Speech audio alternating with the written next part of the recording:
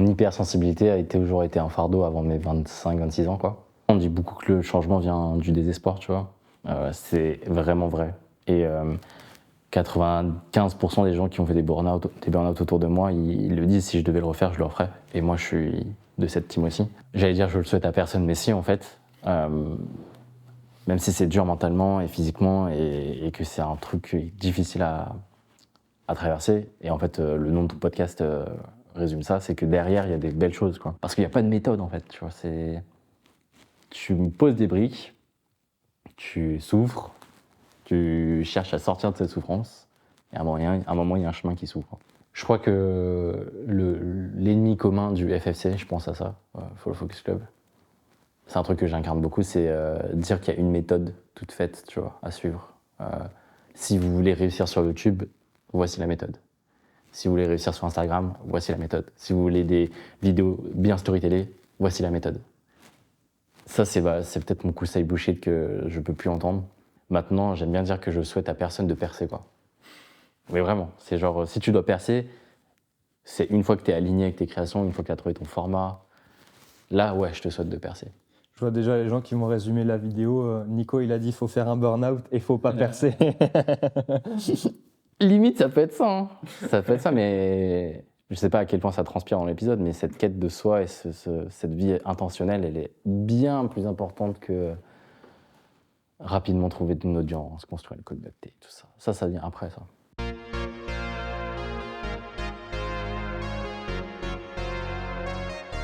Bonjour à toutes et à tous et bienvenue sur Crisis, le podcast de la résilience et du dépassement de soi. Souvent connoté négativement, le mot crise trouve son origine du grec, crisis, qui étymologiquement possédait 4 sens principaux. Distinguer, choisir, séparer et décider. Je suis Clément Soki et en 2023, j'ai réalisé une première expédition où j'ai traversé les déserts espagnols à vélo. Avec ce projet, j'ai pris conscience qu'un simple échange peut entraîner d'énormes changements. C'est pour cette raison qu'à chaque épisode, je vais à la rencontre d'invités inspirants qui ont choisi de sortir des sentiers battus pour se sentir vivants et vivre une vie différente en accord avec leurs passions et leurs rêves. Ces récits sont une source d'inspiration pour te rappeler qu'il est possible de suivre ses rêves et de mener la vie que tu désires. Pour suivre toutes les actus du podcast, vous pouvez suivre le compte Instagram crisis.podcast, le lien est dans la description. Vous pouvez aussi poster une story de l'épisode en taguant le podcast et l'invité si vous voulez et je republie tout le monde. Salut Nico, comment ça va vraiment ? Salut Clem, comment ça va vraiment ? Ça va très bien, la journée commence très bien avec toi, donc vraiment tout va bien là. Et tous les autres aspects vont très bien aussi, le boulot Ouais, le perso va bien, donc forcément c'est le plus important. Okay. Et le pro, on en reparlera, mais tout va bien. Vraiment. Ok, super. Tout va bien, genre vraiment. C'est pas du mytho là pour une fois. Super. Non, en vrai, c'est très bien, justement. C'est pour ça que je pose cette question. Les premiers épisodes que j'avais fait, j'avais hésité de la poser, cette question, comment ça va vraiment, entre guillemets. Bon, là, on se connaît en dehors, donc je me dis c'était plus simple de la poser aussi. Et le premier épisode que j'ai fait, justement, à la fin, j'ai demandé une question qui est intéressante à poser à des entrepreneurs ou qu'on pose pas assez souvent. Et donc, c'était Christine Urbès pour le premier épisode qui m'a dit justement aux entrepreneurs, on leur demande pas souvent comment ça va vraiment, eux, en dehors du boulot. Et du coup, ça m'a conforté dans l'idée de poser cette question aux invités en introduction. J'imagine. Et du coup, le mec se livre direct là, dès la première minute, ça part en sens de psy là. Pas du tout. Je me dis c'est sympa pour justement casser un peu la glace et en même temps rentrer un peu dans le vif du sujet, même si avec certains invités, je peux comprendre que c'est un peu difficile ou compliqué, mais j'en ai profité vu qu'il y a le lien en dehors de YouTube qui est là-dessus, qui permet d'avoir un peu plus de facilité. Donc il y a peut-être quelques questions qui viendront plus tard avec d'autres invités, mais on va dire que c'est un test aujourd'hui. Pour commencer, est-ce que du coup tu peux te présenter pour ceux qui ne te connaissent pas ou ceux qui te connaissent aussi qui veulent en savoir plus sur toi, déjà qui t'es en dehors du boulot et après ce que tu fais exactement dans la vie. En dehors du boulot, je suis Nico Sefarad, 29 ans. Par où je pourrais commencer sans parler du boulot ? Je suis le frère d'une fratrie de 3 sœurs, je suis le cadet, avec qui je m'entends super bien, issu d'une famille franco-laotienne. On a grandi dans les Yvelines, famille très soudée, presque cliché, tu vois, un peu clan asiatique, très très soudé. On en reparlera ça, je pense, après. Mais voilà, je suis l'époux d'une femme trop bien que tu as rencontrée hier. Et voilà, ça c'est la partie en dehors du boulot. Et sinon, à côté de ça, je suis vidéaste, réalisateur, youtubeur, créateur, entrepreneur, plein de casquettes dont on aura le temps de discuter. chose que je suis depuis 18-19 mois là. Ouais, bientôt 20. Parce qu'il y a encore 20 mois, ouais, j'étais ingénieur textile, salarié cadre, CDI classique, sur la voie classique. Et donc, ouais, il y a un peu moins de 2 ans, j'ai entrepris cette reconversion professionnelle pour vivre la vie que je veux. Ok. Et du coup, pour basculer un peu sur la suite, justement, tu as commencé comme ingénieur textile. C'était ton premier métier, entre guillemets, en sortie d'études Bon, ou... en sortie d'études, ouais, en gros, j'ai fait 2 postes après les études. Donc, j'ai fait une école de chimie, moi, et après, je me suis spécialisé en matériaux textiles parce que j'étais passionné de sneakers, donc des baskets, et je voulais travailler un peu chez Nike, tu vois, c'était un peu le dream. Euh, L'histoire a fait que je suis arrivé dans le milieu du luxe, à faire des robes à 10 000 balles, tu vois. Puis après, du tissu made in France, etc. Donc, c'est une ancienne vie qui ouais, plaisait bien, j'étais bon là-dedans, mais ça me transportait pas tellement, tu vois. Donc ouais, c'était mes premiers tafs. Évidemment, avant, j'ai fait des tafs de job étudiant, vendeur chez Nike, vendeur chez Pull&Bear. Je travaillais sur les marchés, bref.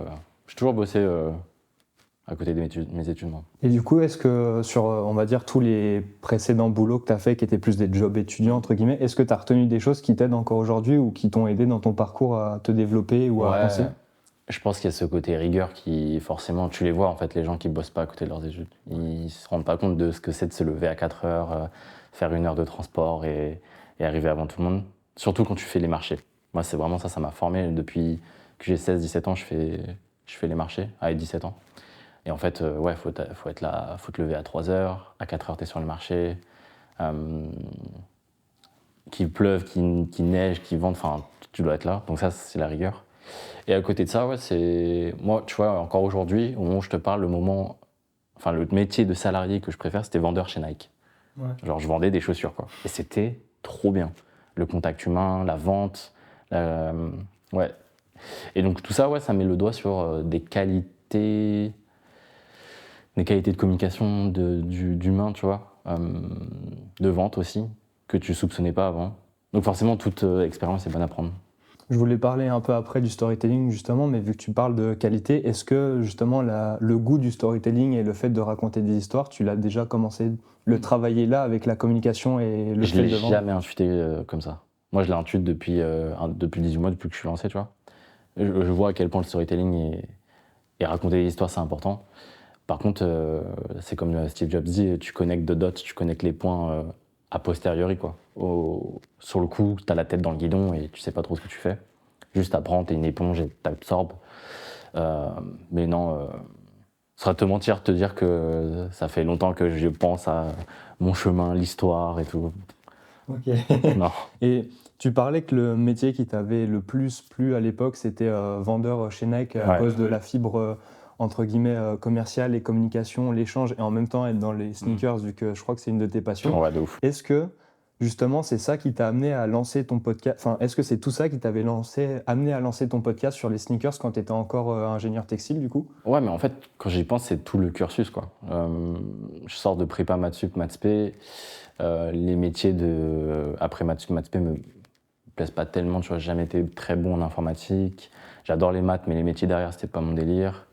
La physique, pareil, j'étais une brêle. Du coup, je cherchais un moyen, quoi. Il y avait peut-être l'aspect mécanique qui était intéressant. Mais je suis parti en chimie, et en fait, matériaux composites, tout ça, tout ce qui est mousse dans les chaussures et tout, moi, ça me passionnait. Et en fait, au fur et à mesure, j'essayais toujours de rester dans cette voie classique, tout en amenant des choses qui me plaisaient, quoi. Genre, si je devais trouver un taf salarié, ce serait ouais, chez Nike, Adidas, Puma, des grandes marques de sport et d'équipementiers sportifs. Et en fait, ça m'a guidé tout le long de mes études jusqu'à mes premiers métiers, tu vois. Et c'est pour ça que j'ai cherché des jobs étudiants, dont celui chez Nike, pardon, pour avoir le pied dedans, quoi. Ok. Et du coup, ça t'a ouvert des portes après par la suite pour le métier d'ingénieur textile, ces métiers ou pas du tout? Bonne question. J'avoue que j'ai postulé partout chez Nike, à Hilversum et tout, aux Pays-Bas et tout, mais j'ai jamais été pris. Et maintenant que j'ai le recul, je me dis merci. Mais sur le coup, ouais, je pensais que, tu vois, avoir ce point de vue vendeur en magasin et conception en bureau d'études, tu vois, ça aurait été trop bien. C'était un peu l'objectif de ma vie, de mon ancienne vie. Mais non, ouais, ça m'a pas trop ouvert de porte. Si ce n'est être au contact des clients, savoir les besoins des clients. Tu vois, les clients, ils n'ont pas besoin d'une mousse en polyuréthane 45% plus légère. Non, ils veulent juste courir vite, tu vois. Du storytelling. Ouais, ça t'apprend tellement de choses sur le parallèle entre bénéfices, features, caractéristiques. Tu vois, c'est pas du tout les mêmes langages que tu parles en bureau d'études et aux clients, quoi. Ok. Et du coup, pour partir un peu plus justement sur le podcast à la base, pourquoi tu l'as lancé en parallèle justement de ton métier d'ingénieur, pardon. Ouais. Ou est-ce que c'était déjà l'envie de changer d'air ou c'était un passe-temps que tu voulais approfondir? Est-ce qu'il y a eu un déclic ou... Je pense que ça part de l'ennui, dans le sens où le métier d'ingénieur, c'est bien, ça te prend 50 heures, 60 heures par semaine, mais tu trouves pas trop tu sais pas trop ce que tu fous sur Terre, quoi. Je sentais que j'avais besoin de rencontrer des gens un peu plus épanouissants que les collègues que j'avais. Non pas que je les aimais pas, mais franchement, c'est vraiment le cliché du métro boulot dodo. Je rentre, je vais voir mes enfants, je leur dis bonne nuit et hop, rebelote. Ouais, c'est beaucoup d'ennuis. Puis après, ouais, j'ai toujours été curieux de ça. Je commençais à écouter des podcasts et en fait, très vite, il y a peut-être mon ego qui me disait mais pourquoi moi je fais pas ça? Donc il fallait que je m'y essaye. En plus de ça, j'ai toujours été un peu geek sur la tech, les micros. Enfin, tu vois, j'avais envie de jouer avec ça, quoi. C'était un peu ça. Et forcément, t'as ton 2000-2400 euros de salaire qui tombe tous les mois. T'as pas de crédit, t'as pas d'enfant et t'as envie de profiter un peu. En fait, chaque salaire, c'était du matériel, des billets de train. Je vais rencontrer des gens et tourner des podcasts. Tu vois. C'était plus de l'amusement et pour combler l'ennui. Et puis très vite, je t'entoure d'autres gens qui vivent du podcast, qui en font un métier, qui vont chercher des sponsors et tout. Et tu te dis, mais en fait, ça peut être un chemin de vie, plus qu'une activité en side. Et voilà, ça s'est amené comme ça, progressivement, quoi. Ok, et du coup, on en a parlé un peu en off, et toi, t'en parles aussi sur les réseaux, donc du passage justement de l'ingénieur textile et podcasteur avec Avidas Freelance. Entre-temps, tu as fait un burn-out. Ouais. Est-ce que on peut en parler? Est-ce que c'est un sujet sur lequel tu es libre de parler justement? Et est-ce que c'est justement ce burn-out qui t'a fait un déclic pour la suite? Ouais, complètement. Complètement, on dit beaucoup que le changement vient du désespoir, tu vois. C'est vraiment vrai. Et 95% des gens qui ont fait des burn-out autour de moi, ils le disent, si je devais le refaire, je le referais. Et moi, je suis de cette team aussi. C'est que même si c'est dur, même si, j'allais dire je le souhaite à personne, mais si en fait, même si c'est dur mentalement et physiquement et que c'est un truc difficile à traverser, et en fait le nom de ton podcast résume ça, c'est que derrière il y a des belles choses, quoi. Donc ouais, je suis très libre de parler de ça, tu peux me poser n'importe quelle question, comment c'est arrivé, tout ça, j'en parlerai avec plaisir. Mais ouais, globalement, avec du recul, j'ai envie de dire que c'est une bonne expérience. Ok. Toute mesure Ouais. gardée. Merci de relever justement le nom du podcast. Pour être honnête, on avait déjà fait un épisode de test avec Nico il y a longtemps parce que j'hésitais à me lancer et il m'a poussé à le faire. J'avais pas encore le nom à l'époque et en fait quand j'ai fait l'épisode avec toi, j'ai eu des idées de noms qui me sont venues et quand je suis tombé sur Crisis, en fait ça résumait parfaitement ton parcours et parfaitement à 80% le parcours des invités que je vais aller interviewer justement où c'est de transformer justement une crise en opportunité et avoir un nouveau chemin de vie ou des nouvelles visions. Et du coup, merci d'avoir souligné ça.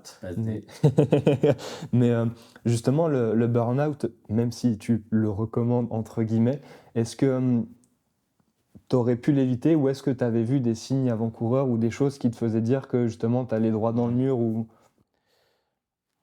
Avec le recul, j'aime bien dire que c'est vraiment propre à chacun. Parce que moi, je suis une personne qui a besoin de se prendre le mur. Tu vois, et de vraiment être au pied du mur pour dire, OK, là, il y a un truc qui va pas. Et il y a des personnes qui sont plus à l'écoute, qui sont moins têtues, qui se disent, ah ouais, toi, typiquement, je pense que tu es de cette personne-là. Mais genre, tu vois des gens qui se prennent le mur, ils se disent, OK, moi, je veux pas le prendre. Moi, j'ai plutôt ce truc à te dire, ouais, mais s'il s'est pris le mur, c'est parce qu'il est comme ça. Moi, je vais essayer de prendre le mur, on verra bien. Et en fait, c'est propre à chacun, quoi. Et donc, oui, il y avait des signes, bien sûr qu'il y avait des signes depuis les bancs de l'école. C'est vraiment, mais qu'est-ce que je suis en train d'étudier? Pourquoi j'étudie pour cet examen? J'en ai rien à faire de cet examen. c'est quoi mon avenir dans 3-4 ans Tu vois, plein de questions comme ça, mais très vite, tu te reconditionnes, tu dis, ok, mon chemin, c'est ça. Je vais aller choper ce diplôme, je vais aller choper ce CDI, je vais aller plaire à mon boss, et tu te bullshit un peu la gueule jusqu'à ce que tu prennes le mur, quoi. Donc ouais, il y avait des signes, mais vu ma personnalité, j'aurais pas cherché à les écouter, quoi. Ou à les comprendre et à... Ouais, ouais, puis il y a les signes mentaux, il y a les signes physiques. Aujourd'hui, je suis plus à l'écoute de tout ça, mais c'est le burn-out qui me l'a appris, quoi. Du coup, t'évites de foncer dans les murs à chaque fois maintenant ou... Franchement, au moment où je te parle là, en fait, je travaille énormément, même les week-ends et tout, et je sais que c'est pas bien. Euh, et la dernière fois, pour tout te dire, il y a quoi, 3-4 jours là, je me lève, j'ai le tournis, tu vois. Je me lève de mon bureau, genre, pour aller marcher, et j'ai le tournis. Et je me dis, ok, Nico, il y a un truc qui va pas, je crois que tu bosses trop. Donc bon, là, tu vois, je sais qu'il y a quelques années, j'aurais pas du tout écouté, mais là, je me dis, ok, il y a peut-être moyen qu'il faut ralentir, quoi. Ça, c'est un truc, justement, on entend souvent avec les gourous de productivité ou les entrepreneurs à succès, faut travailler 24 heures par jour et créer la distance avec ceux qui ne le font pas, tu vois. Et je pense qu'il y a du bon à prendre là-dedans, mais il y a aussi du mauvais à éviter, tu vois. Et justement, le fait de dire ça, c'est aussi une bonne chose pour montrer aux gens, bon, même si tu le fais pas actuellement et que tu travailles beaucoup, mais c'est plus un métier passion où tu as beaucoup de travail inconscient, tu vois, de dire aux gens que c'est pas tout le temps la seule voie et que des fois, en vrai, quand on regarde des artistes ou des écrivains, il y en a, ils travaillent que 2 heures par jour et pourtant, ils sont ultra prolifiques sur... Ouais, je sais pas. Je sais pas, parce que c'est une question que je me suis beaucoup, beaucoup posée. À quel point il faut se brûler les ailes pour atteindre un niveau de succès, puis après, chill out, tu vois. Je sais pas. Moi, en tout cas, je sens que j'ai besoin de travailler en ce moment. C'est même pas pour faire genre je travaille, tu vois. C'est que je me suis chargé de sorte à ce que je pose des fondations. Et toi-même, tu sais, dans l'entrepreneuriat, c'est exponentiel, quoi. Tu travailles, tu grindes pendant un moment où les résultats mettent du temps à arriver. Et après, j'ai fort espoir et je sais que ça va arriver, que ça va décoller. Donc, ouais, c'est une question que je me pose beaucoup. Moi, je pense qu'on n'a rien sans rien. Et que d'un côté, j'ai pas envie de tomber dans ce no pain, no gain, vraiment le cliché de l'entrepreneur qui ne prend pas de vacances pendant 3 ans. Ce serait mentir, tu vois. Moi, j'étais en voyage de noces l'année dernière, on repart en vacances cette année. Enfin, je suis pas le plus à plaindre non plus. Donc bon, à voir. Je pense que c'est ça, il y a un mix des deux à faire dans le sens où travailler beaucoup tout le temps sans prendre de pause, ça devient contre-productif et inefficace parce qu'au final, tu fais pas des bases solides.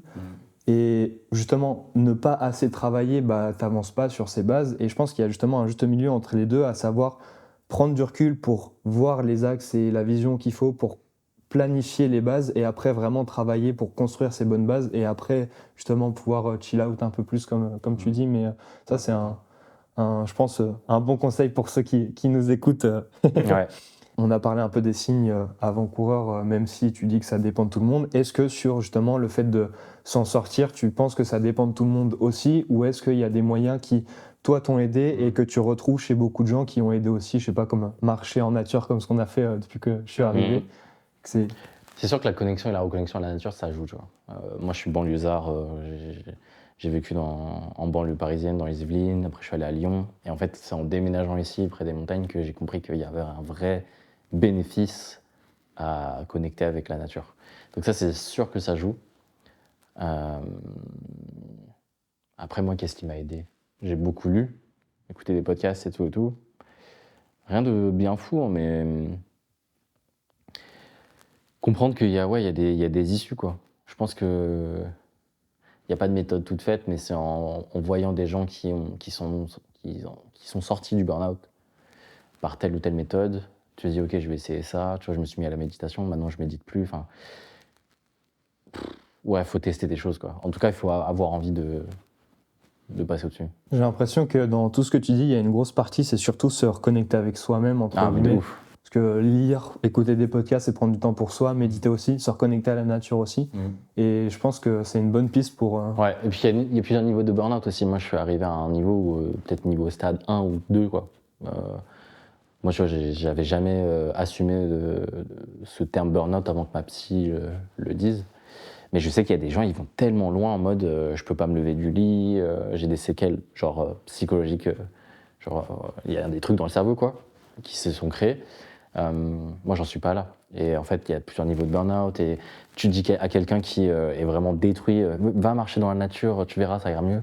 Ça marchera probablement pas, tu vois. Donc vraiment, chaque histoire est différente. Il y a des gens plus têtus que d'autres, il y a des gens plus sensibles que d'autres. Il n'y a pas de méthode toute faite. Dans tous les cas, devait y avoir un pilier, c'est déjà consulter. Moi, ça m'a beaucoup aidé. Lire, prendre du temps pour soi et connecter avec la nature. Ouais. Le deuxième épisode que j'ai fait sur le podcast, justement, j'ai été à la rencontre de Céline Partage. Ouais. Et on a pas mal parlé du sujet là sur l'épisode parce que elle, c'est son métier maintenant, entre guillemets, passe-temps. Elle fait du consulting d'un côté et elle a subi un épisode de dépression. Et pour s'en sortir, elle voulait pas prendre de médicaments ou avoir de ressources extérieures médicales, entre guillemets. Et justement, maintenant, elle fait du bien-être avec la sylvothérapie. Et elle me disait que les moyens qu'elle a trouvés pour s'en sortir, c'est la sylvothérapie. Elle a découvert ça et ça l'a aidé. Et faire du sport parce qu'avant, elle n'en faisait pas. Et donc, l'épisode est hyper intéressant. Si vous voulez aller l'écouter, je peux mettre le lien dans la description. Mais justement, ça fait appel à ce que tu dis, le fait de se reconnecter avec soi-même ou avec la nature. Mais même se reconnecter avec la nature en soi, c'est se reconnecter avec soi au fond. Donc, ouais, il y a un livre qui est bien sur ça. Lost Connections de Johann Hari. Okay. C'est un peu celui qui m'a ouvert les yeux sur toute l'industrie des antidépresseurs, des choses comme ça, tu vois. Mais vraiment, c'est vraiment un bon bouquin que tu pourras mettre en description. Justement, j'allais dire, toutes les ressources que Nico donnera, je lui demanderai gentiment les liens pour vous les mettre dans la description si ça vous intéresse. Et du coup, il y a pour reprendre le nom du podcast, Crisis, où cette crise t'a permis de trouver une autre voie. Après ce burn-out, tu t'es dit j'arrête l'ingénierie textile, j'arrête le podcast et je fais mon chemin. Tu t'es lancé dans l'entrepreneuriat en étant vidéaste freelance. Pourquoi et comment justement? Parce que j'ai cru comprendre que tu n'avais pas forcément de base dans la vidéo à part le fait d'être geek de technologie à la base. Ouais, on peut reprendre la frise chronologique si tu veux, mais en fait c'est un alignement des planètes, tu verras pourquoi, mais on est en 2021, automne 2021, crise Covid. Moi, ma femme est sage-femme et on est à Lyon, Lyon Sud. Elle travaille à l'hôpital Lyon Sud pour celles et ceux qui connaissent. Saint-Genis-Laval. Et en fait, elle fait un burn-out. Elle en première. Moi, je suis pas bien dans mon taf, mais ça va, je tiens, tu vois, je serre les dents. Mais l'ambiance, c'est pas ouf, tu vois. Genre, elle rentre du taf à pas d'heure, c'est vraiment que des pleurs, etc. Donc déjà, là, l'ambiance, elle est lourde. L'automne passe et là, je réalise, je prends claque sur claque, je réalise que des collègues, c'est vraiment... Enfin, tu vois, le salariat fait que tu rentres dans un jeu politique et je suis pas du tout aligné avec ces valeurs. Et petit à petit, ouais, il y a ce truc de bore, brown, burn out, tu vois, désalignement des valeurs, ennui, surcharge de travail. Et donc on arrive en hiver 2021 du coup, où là je commence à rentrer dans mon burn-out, sans trop le savoir. Et premier alignement des planètes, tu as l'école Grain, donc une formation en ligne qui ouvre son CPF. On est en décembre, tu vois. Je me dis, vas-y, j'ai du CPF, feu quoi. Mais tu vois, sans trop de... J'avais pas envie de devenir vidéaste, mais pour moi, c'était peut-être ce désir de liberté qui m'appelait. Enfin, sûrement. En tout cas, il joue sur ça, donc ça a marché. Donc on est en décembre, on passe le nouvel an et tout, horrible le nouvel an, enfin bref, ambiance très lourde. Deuxième alignement des planètes, Anaïs, ma femme, a une offre d'emploi en tant que sage-femme libérale cette fois-ci, donc hors de l'hôpital, ici dans les montagnes, tu vois. On se dit, ok, vas-y, on réfléchit pas 2 secondes, on y va. Vas-y à fond, quoi. Et en fait, elle y va. Moi, je dois trouver un appart tout seul en solo parce que je pose ma dème juste après. Ce qui m'ouvre les droits au chômage parce qu'il y a un suivi de conjointe. Donc, tu vois, alignement des planètes encore, sinon j'aurais jamais pu me lancer sans le chômage. La formation continue, j'apprends la vidéo. Et en fait, je me rends compte que je suis déjà bon. Tout ce que j'apprends, je le sais déjà. Parce que avant ça, j'ai bouffé des heures et des heures de vidéos YouTube dans le filmmaking game, quoi. Donc janvier, février, mars, avril, il y a le préavis qui passe, horrible. Période horrible, le boss a envie de me tuer tous les jours. Mais il faut bien passer par là. Et donc après, je la rejoins ici en région, en avril. Le 29 avril 2022, c'est mon dernier jour en tant que salarié de ma vie. Jusqu'à ce que je retrouve un poste si jamais un jour. Mais en mai, du coup, il y a ce truc de... je quitte mon taf, je me reconvertis professionnellement, je déménage et je me marie. Tu vois, tout ça dans le même mois. Et donc voilà, tout ça pour te dire, c'est comme ça que je me suis lancé dans la vidéo. C'est un mélange de désespoir, de changement, de vouloir changer de vie, d'alignement des planètes. Tu vois, je ne saurais pas l'expliquer encore une fois. Et c'est pour ça que je prends le temps de faire la frise chronologique. Parce qu'il n'y a pas de méthode en fait. Tu vois, tu me poses des briques, tu souffres, tu cherches à sortir de cette souffrance. Et à un moment, il y a un chemin qui s'ouvre. C'est tout. La méthode simple et rapide à mettre en place. Rapide, je sais pas, mais Je simple. sais même pas si c'est simple en fait. Tu vois. Mais il y a une phrase que tu as dit, jusqu'un jour, si je retombe dans le salariat ou quoi, est-ce que c'est un truc que tu envisages ou que tu te dis au cas où, si jamais, ou cette liberté Non. Je pense que c'est le Nico qui a peur de l'entrepreneuriat, de l'insécurité, tout ça, qui dit ça, mais pour un autre monde, je reviendrai au salariat. Alors là, sauf si le cas échéant, c'est j'ouvre une boîte et je suis salarié de ma propre boîte, tu vois. Mais sinon, non. J'ai bien compris que j'étais vraiment fait pour l'entrepreneuriat. Et je m'épanouis beaucoup trop et je suis beaucoup trop bon dans ce que je fais pour revenir à du salariat. Donc, Et du coup, ce que tu disais, cette peur ou cette insécurité, tu sais de quoi elle vient, entre guillemets? Elle vient du Ouais. passage de burn-out et du salariat, justement, où tu as mal vécu ça, entre guillemets? Ou c'est... Non, je pense que c'est juste les vestiges du salariat, quoi. Genre, tu te construis pendant 20 ans avec cette croyance que le salariat, c'est la sécurité et tout. La voie classique, c'est important. Papa, maman, ils cravachent. Il faut que tu trouves un job stable. Et en fait, ça fait que 2 ans que je suis entrepreneur. Donc forcément, il y a plein de trucs à déconstruire et ça se fait pas du jour au lendemain. Et forcément que pendant X années, Nico, il aura toujours un peu peur dans 3 mois, je sais pas quelle mission je vais faire, je sais pas comment me rémunérer. Mais en fait, il y a aussi ce Nico qui apprend à danser avec ça et tout se mélange. Et au moment où je te parle, effectivement, ce serait mentir de dire que je suis complètement à l'aise avec le fait que je sache pas dans 3 mois ce que je vais gagner, tu vois. Je pense que plus j'avance dans l'entrepreneuriat, plus c'est un truc que je me dis, faut juste l'accepter. Et en fait, je sais pertinemment que dans 3 mois, je vais toucher le CA que je m'étais fixé. C'est juste qu'aujourd'hui, au moment où je te parle, je sais pas qu'est-ce que je vais signer, quoi. Donc voilà, c'est toutes ces choses qui se mélangent. Il faut accepter que tu ne switches pas de salarié à entrepreneur comme ça. Ça se fait avec le temps. Ça me fait penser, pour rebondir sur un truc que Christine Urbès avait dit dans le premier épisode, où pour elle, justement, l'entrepreneuriat, il faut accepter de ne pas connaître le chemin tout de suite, mais qu'on connaîtra la destination si on s'en donne les moyens. Mais en même temps, accepter que l'entrepreneuriat, c'est un développement personnel. Je sais que tu es à fond dans le développement personnel, même si le terme est un peu connoté négativement en ce moment. Mais est-ce que justement, le fait que tu aimes autant l'entrepreneuriat et que tu t'épanouisses autant dedans, c'est parce que tu retrouves cet aspect de développement personnel que tu aimes bien dans les livres, dans les podcasts que tu consommes? Ouais, je trouve que l'entrepreneuriat, c'est la forme ultime de je fais face à mes peurs, je me dépasse, je me redécouvre. C'est très personnel, mais tu vois, il y a encore quelques années, j'aurais jamais pu passer devant une caméra. Enfin, tu vois, il y a toutes les insécurités qui ressortent et tout. Et, la création, l'entrepreneuriat te met face à tout ça et te fait comprendre que, en fait, c'est ok d'avoir peur, c'est ok d'être insécure, de toutes ces choses-là. Et en fait, c'est en passant ces peurs que tu te développes personnellement. Ouais, je trouve que l'entrepreneuriat, tu peux pas faire d'entrepreneuriat sans te développer personnellement. Genre, pour moi, c'est pas la bonne forme d'entrepreneuriat, tu vois. On fait aussi ce métier parce que, ouais, il y a ce désir presque égoïste de vouloir être la meilleure version de soi-même, pour reprendre des termes de goût. Mais c'est vrai. Genre, devenir le meilleur entrepreneur possible, ça fait partie de cette quête d'être le meilleur humain possible, quoi. De ouf. En parlant de développement personnel, j'avais noté une question justement qui pouvait venir plus tard, mais je pense que c'est le bon moment. Qu'est-ce que justement avec l'entrepreneuriat, t'aimais pas du tout à la base et que tu as appris à aimer dans ce parcours? Bon, pour certains, ça peut être les documents administratifs. Ouais. Pour d'autres, ça peut être... Instinctivement, je te parlais de ça, mais est-ce que c'est vraiment...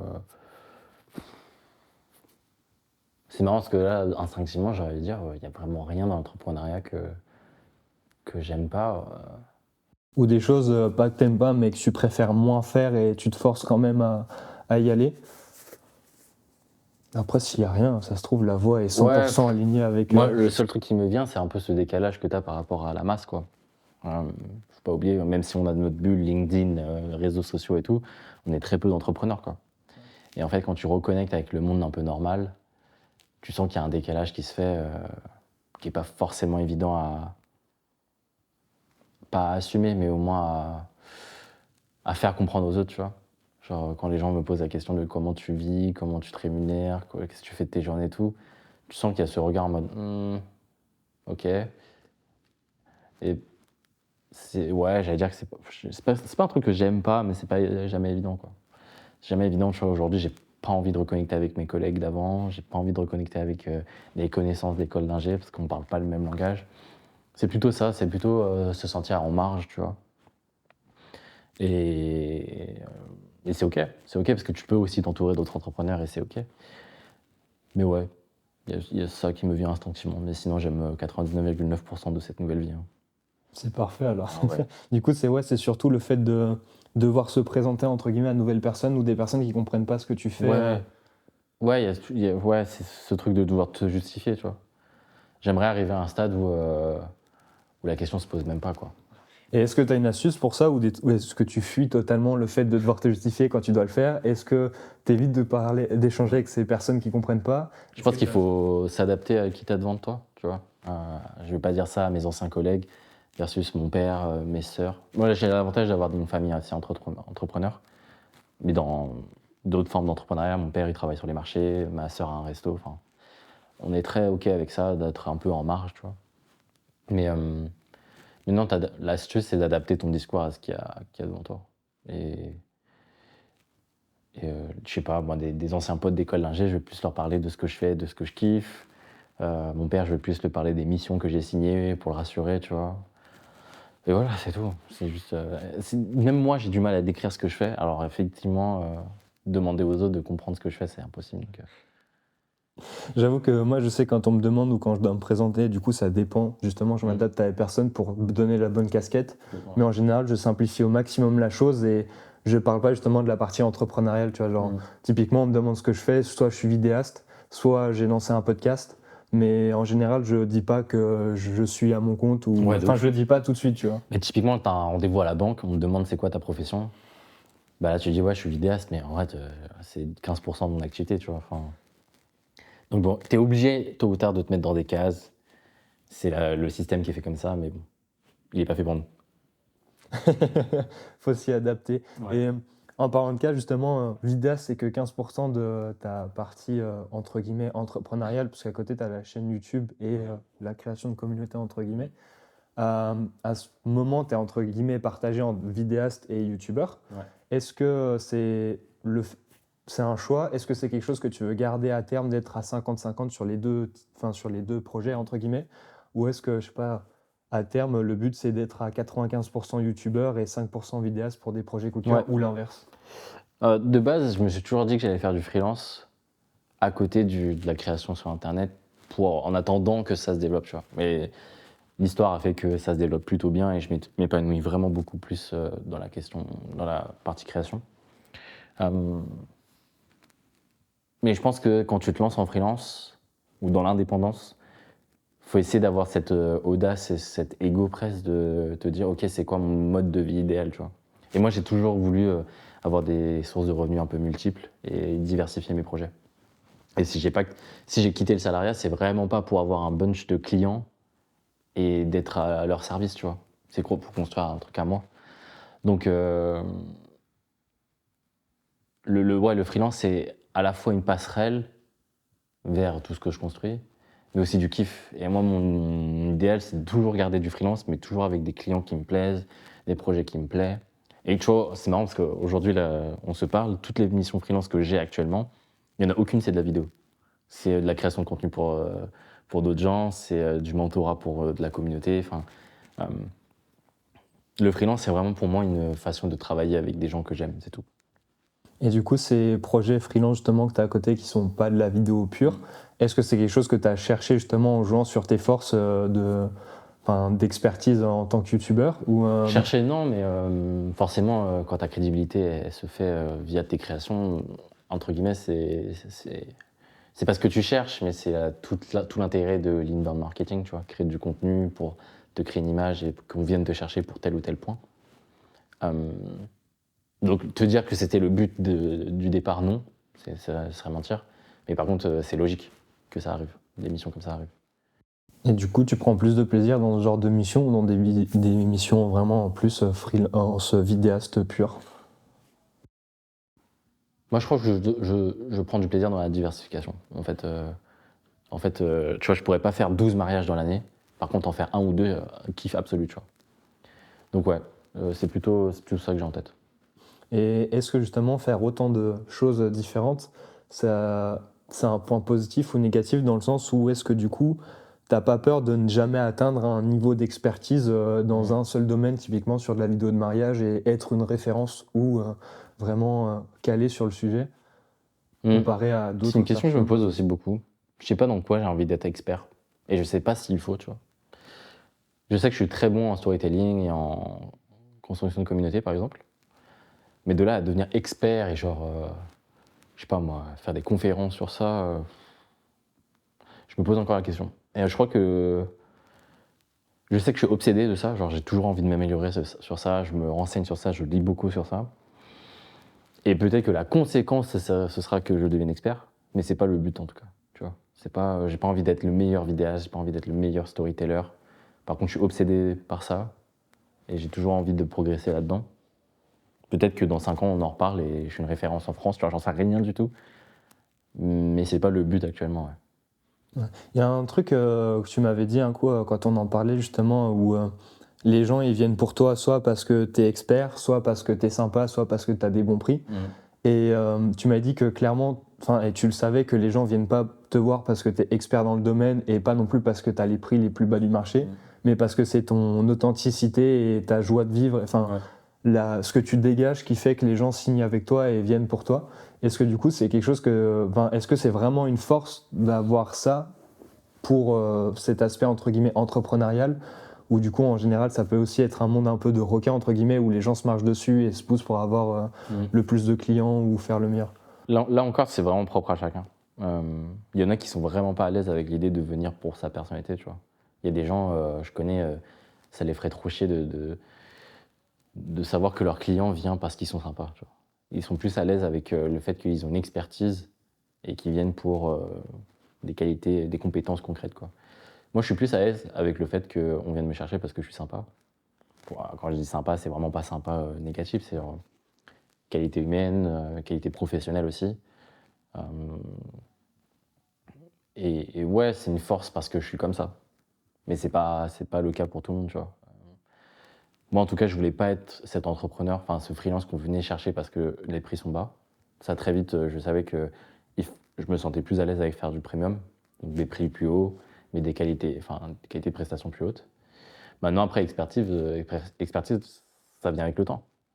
Aujourd'hui, je sais que je fais de meilleures vidéos que 50% des vidéastes.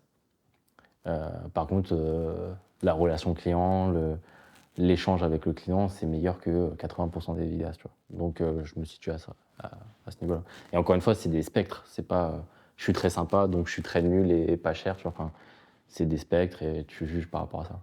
On est de retour, du coup on a fait une petite coupure pour la caméra, donc si jamais il y a un changement de plan ou que les questions, c'était histoire de changer un peu les idées et boire un coup. Donc je voulais repartir sur l'aspect entrepreneurial, justement on me parlait justement de est-ce que c'est une force d'être sympa entre guillemets, quitte à pas avoir les meilleurs prix et quitte à pas être le plus expert dans le domaine. Et justement, il y a une question que là est plus vraiment axée entrepreneuriat et on en a souvent parlé et c'est pour ça que je la trouvais pertinente à te poser. Comment justement on se vend, en tout cas quand on est freelance et qu'on propose des prestations de services en plus dans la vidéo, comment on fait pour démarcher les gens, se vendre, parce qu'en plus je sais que tu as un parcours un peu atypique là-dessus sur la partie freelance où c'est surtout les gens qui viennent à toi plus que l'inverse. Donc, Ouais, déjà, il faut vraiment comprendre qu'il y a deux types de prospection, c'est l'inbound ou l'outbound. L'outbound, c'est le truc un peu classique où tu vas vers tes clients, tu leur dis « Ok, je suis là, est-ce que tu as des besoins, etc. » Et l'inbound, c'est de la création de contenu en mode « Tu fais, et s'il y a des gens qui passent par là, ils comprennent ce que tu fais. » Il n'y a pas de méthode miracle, il n'y a pas de meilleure ou de... Voilà. Moi, de ce que je vois et de ce que je sais, c'est que la prospection, donc l'outbound, c'est quand même un truc qui est indéniable, tu vois, ça marche. C'est mathématique presque. Tu contactes 100 personnes, il y en a forcément une ou deux qui vont être intéressées. Et sur les deux, eh ben, il y en a une qui va te signer. Voilà, c'est mathématique, genre, c'est statistique. L'inbound, enfin, le problème avec ça, c'est que, encore une fois, hein, ça va chercher tes peurs, ton insécurité, c'est jamais vraiment très évident. Et moi, entre guillemets, j'ai pas jamais eu besoin de faire ça parce que la création de contenu marche très bien de mon côté. Tôt ou tard, je pense qu'il faudra que je m'y mette, tu vois. Parce que rien que le fait de me dire que c'est des peurs que j'ai pas envie de confronter, ça me dérange. Du coup, un jour, il faudra que je me mette à la prospection. Mais bon, sur les 18 premiers mois de mon entreprise, j'ai jamais prospecté et ça s'est super bien passé. Maintenant, il y a le côté création de contenu. Et là, en fait, c'est là où, dans quoi je suis bon, c'est que le but, c'est de transparaître ma personnalité à travers mon contenu et que les gens qui regardent mon contenu se disent « Ah ouais, j'ai envie de bosser avec Nico ». Est-ce que c'est un but en soi que je conscientise à chaque fois que je fais des vidéos? Non. Par contre, mon but, c'est de toujours être moi-même et de jamais paraître fake à la caméra. Et je pense que les gens sont pas cons et ils le voient. Et pour peu qu'ils ont besoin d'une vidéo, bah, je suis là, ou besoin d'autre chose. Je pense notamment aux séances d'accompagnement que je peux faire avec des mentorés. Et bah, les gens, ils ont envie d'être mentorés par Nico parce que voilà, je parle d'une telle façon, je parle de tel sujet, je crée de telle façon. Et voilà, en gros, les gens viennent à moi. Donc en gros, ouais, c'est majoritairement de l'inbound que tu as pour le moment. Exclusivement même. Et du coup, est-ce que, on en a parlé un peu, que tu étais vidéaste, mais que ça représentait que 15% de ton CA en ce moment, est-ce que justement on peut détailler un peu plus les... Après, je disais 15, c'était à la volée. Hein, mais... Ouais, non, mais à la volée, mais vu que là, tu as parlé aussi des mentorés que tu as, donc savoir un peu plus, justement, vu que tu parlais de diversifier tes sources de revenus, savoir justement ce que tu as exactement, pas forcément parler des chiffres, mais je veux dire, voir les différentes sources que tu as. Quoi.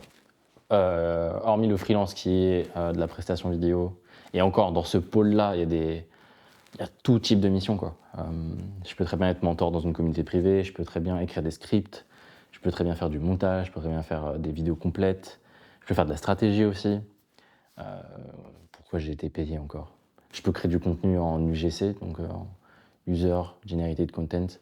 Donc c'est vraiment un contenu que je donne, je crée, je donne.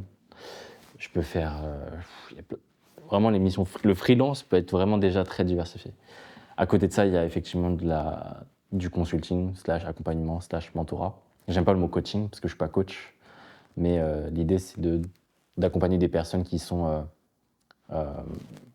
moins avancées sur le chemin, tu vois. J'aime bien me dire que je peux aider les gens qui sont un cran ou deux en dessous de moi. Et donc c'est des créateurs novices, c'est des entrepreneurs et euses qui ont envie de monétiser leurs vidéos et des choses comme ça. Est-ce que du coup, c'est justement, tu disais monétiser des vidéos, est-ce que c'est que des créateurs de contenu qui ont pour but justement de générer de l'argent avec de la création de contenu, ou est-ce que tu accompagnes aussi des gens qui ne sont pas du tout dans le milieu-là ou qui vont faire de la création de contenu? Ça peut être très divers. Je peux te parler de Yannick qui se lance en tant que vidéaste et il a ce projet qui lui tombe dessus et il ne sait pas comment me chiffrer son devis. Et du coup, il prend une consultation avec moi et on fait le devis ensemble. Très simple. Je peux te parler de Hugo qui a envie de faire un documentaire. Il a vu que j'en avais fait un. Du coup, il veut gagner du temps et du coup, il prend une heure ou deux avec moi pour voir les erreurs à pas faire, etc. C'est vraiment toutes sortes de personnes, mais c'est toujours lié de près ou de loin à la vidéo. Aussi bien sur le métier de vidéaste que créateur vidéo. Voilà. Ok. Voilà. Et du coup, les autres sources les autres sources de revenus. Donc, il y a la partie freelance, la partie consulting. Il y a la partie influence, il faut employer les termes, mais des sponsors me payent pour créer des vidéos sur YouTube, notamment, exclusivement sur YouTube pour l'instant. Il y a une partie AdSense / revenu publicitaire, mais ça c'est minime. Il y a une partie affiliation qui est minime aussi. Il y a une partie community building que je suis en train de mettre en place là, qui est un produit digital, quoi. Au même titre qu'une formation, au même titre qu'un produit digital, quoi. Et l'idée, c'est de créer une communauté. Aujourd'hui, hier, elle était privée gratuite, elle passe de privée à payante. Et l'idée, ouais, c'est de créer. En fait, c'est un domaine dans lequel je suis hyper à l'aise, et que je kiffe et dans lequel je suis bon. C'est animer une communauté autour de la création vidéo, comment créer de meilleures vidéos, comment monétiser ces vidéos, comment se créer un entourage en tant que créateur vidéo, des choses comme ça, quoi. Donc voilà, tu vois, il y a un spectre total, je sais pas quels sont les pourcentages, mais c'est dans ça que je m'épanouis, moi. Justement, c'est intéressant d'en parler parce que, comme on le disait tout à l'heure, c'est un peu flou pour certaines personnes. Donc ça permet de poser un peu les bases de ce qu'on peut faire ou non pour vivre, entre guillemets. Tu as parlé d'entourage, il y a une question qui m'est venue en tête et en plus récemment avec la vidéo de François de Explique-moi encore. On en a déjà beaucoup parlé justement aussi quand on s'était vu au Salon de la Photo à Paris où que ça soit Maxime, Alex Jackson ou François, c'était des personnes que tu admirais et que tu regardais quand tu étais de l'autre côté de YouTube. Qu'est-ce que ça fait maintenant justement de les avoir entre guillemets dans ton entourage, de les côtoyer, de leur donner du feedback ou que eux te sollicitent pour entre guillemets c'est pas du coaching mais des avis et des retours et de travailler aussi avec eux avec la vidéo justement de François où tu as fait une apparition en fin de vidéo. Je pourrais mettre le lien si jamais vous voulez la voir parce qu'elle est franchement très bien. Déjà, c'est un honneur. Tu vois, j'aurais dit ça à Nico d'il y a 1 an, il n'aurait pas cru. C'est un honneur, mais en même temps, c'est logique, tu vois. Je sais que je fais du bon boulot c'est très récent, mais je mets le doigt sur des qualités que ces personnes n'ont pas. Et donc, ces gens-là, ils sont aussi là pour progresser dans leur craft et dans leur entreprise et dans leur création, tu vois. Et ils vont forcément chercher chez des gens des choses qu'ils n'ont pas. Ça peut être la construction de communauté, ça peut être l'authenticité, ça peut être la vulnérabilité, des choses que eux font pas trop.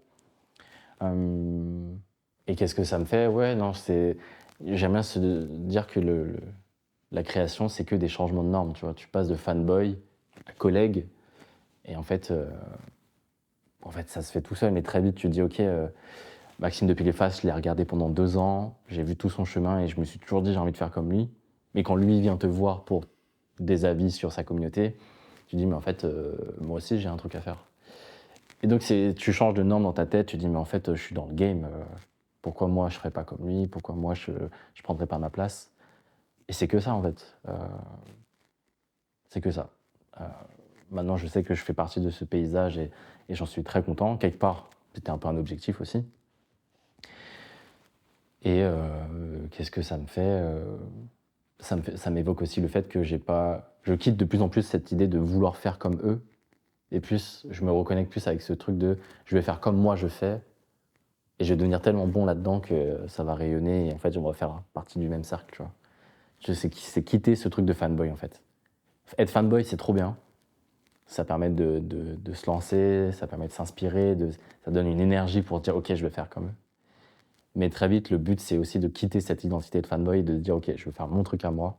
Et on va devenir collègues et ça va bien se passer, quoi. On revient au fait de se reconnecter avec soi-même, Toujours. justement. Et ça me fait rire parce que hier, justement, en allant dormir, j'ai scrollé rapidement sur Instagram et j'ai vu une interview j'ai plus son prénom, mais un acteur récent. Je mettrai le lien dans la description si je le retrouve, qui a eu un Oscar ou un César récemment.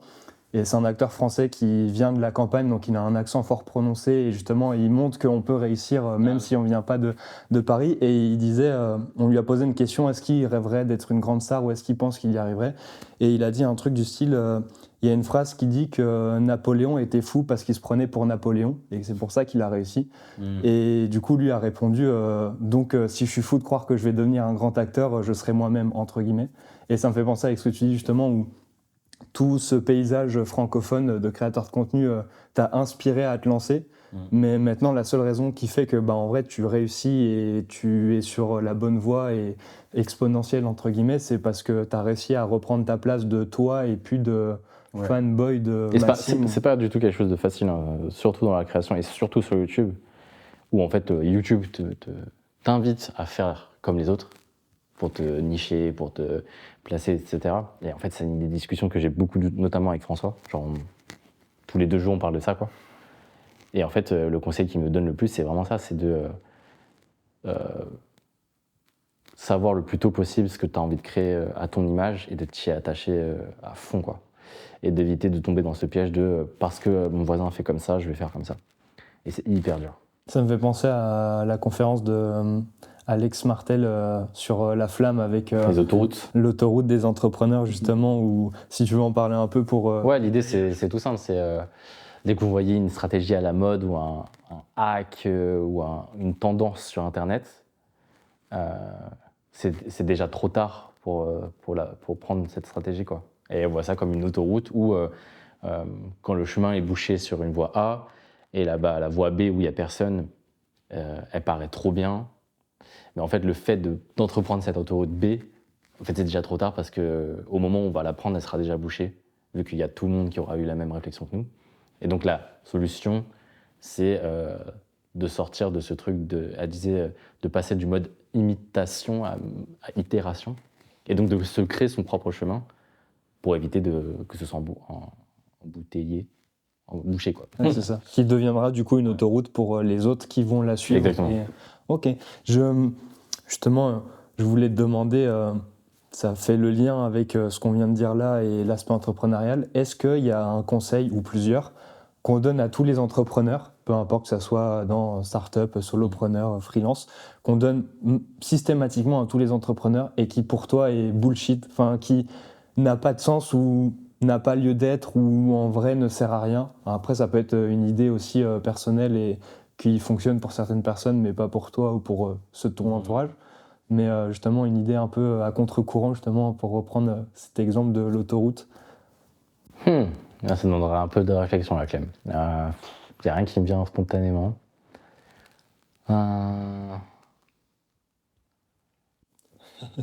Moi, je sais qu'il y en a une que j'ai envie de mettre en avant avec le podcast. Je vais meubler un peu le temps que tu réfléchisses, mais que j'ai envie de mettre en avant avec le podcast parce que du coup, on s'est retrouvé encore avec sur l'ABC de Kylian Talin, donc le cercle des créateurs. Et je trouve beaucoup trop d'entrepreneurs qui ont des success stories un peu bullshit en mode je me suis fait tout seul, j'ai sorti les dents, j'y suis allé moi-même, j'ai trouvé mon premier client, j'ai travaillé. Et j'ai cette conviction personnelle et que je pense on partage aussi parce qu'on a rejoint le groupe de Kylian, on s'est rencontrés par ta communauté aussi, que personne se fait tout seul et que c'est impossible de vouloir se faire tout seul, même si à un moment tu as activé des leviers où tu étais en slip dans ta chambre à travailler sur ton ordi, que ça soit un produit, un service ou du contenu, dans tous les cas, il y a toujours quelqu'un derrière qui t'a tendu la main pour te faire confiance, tu vois. Et ça passe par un produit. Il y a toujours eu un premier client qui t'a fait confiance pour acheter ton produit ou ton service, donc tu t'es pas fait tout seul. Et encore moins dans le domaine de YouTube où les 10 premiers viewers que tu as eu sur ta vidéo, t'étais pas tout seul, vous étiez 11, tu vois. Même si... Ouais. Je sais pas si ça t'a aidé à réfléchir, à Non, trouver pas une tellement. autre. Pas tellement, mais en fait, je crois que l'ennemi commun du FFC, je pense à ça, Follow Focus Club, c'est un truc que j'incarne beaucoup, c'est dire qu'il y a une méthode toute faite, tu vois, à suivre. Si vous voulez réussir sur YouTube, voici la méthode. Si vous voulez réussir sur Instagram, voici la méthode. Si vous voulez des vidéos bien storytellées, voici la méthode. Ça, c'est peut-être mon conseil bullshit que je peux plus entendre. C'est croire qu'il y a une façon, ou même 10 façons de réussir, tu vois. Pour moi, je suis persuadé qu'il y a autant de façons de réussir, de monétiser, de créer des vidéos que de créateurs et créatrices. Et c'est pour ça que je crois énormément dans le Follow Focus Club, c'est que tu vas t'inspirer du chemin de ton voisin, de ta voisine, pour créer le tien, et c'est le tien qui va réussir à ta manière, parce que tu seras aligné avec tes valeurs, tu vois.